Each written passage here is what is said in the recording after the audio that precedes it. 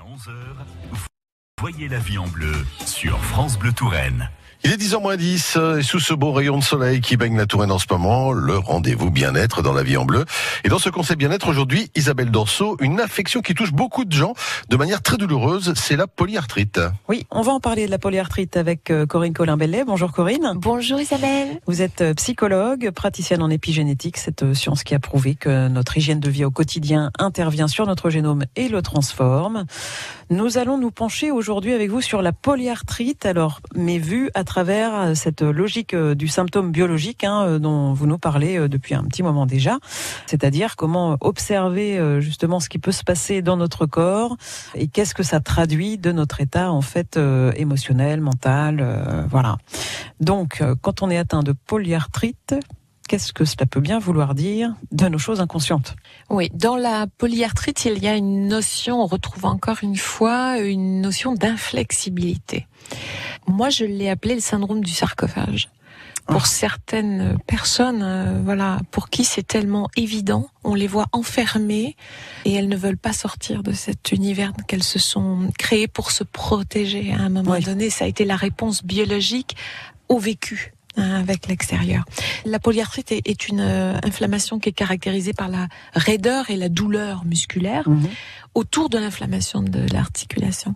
Sur le plan métaphysique, elle correspond à la fermeture, à la notion de fermeture, puis à la tristesse, à la critique reçue, au chagrin, à la colère parfois. Symboliquement, colère retenue, bien entendu, on est bien d'accord. Colère retenue, enfermée à double tour. Enfermée à double tour, c'est le cas de le dire.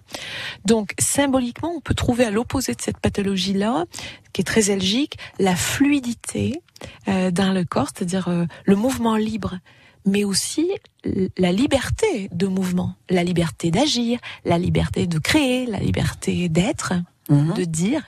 Il y a donc associé à cette pathologie une inflexibilité, voire une forme de rigidité de mes pensées, de mon attitude, de mon comportement.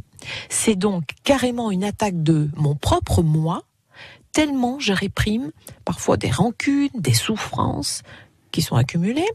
C'est une pathologie qui parle du mépris de soi. Oui, parce qu'on ne veut pas s'écouter en fait. Non. Ça rassure en même temps. Oui.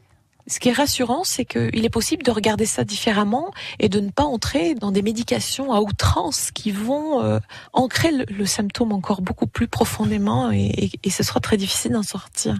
Donc ça affecte énormément l'énergie, le simple fait de retenir une colère ou une rage. En fait, mon corps exprime ce que je ne veux plus.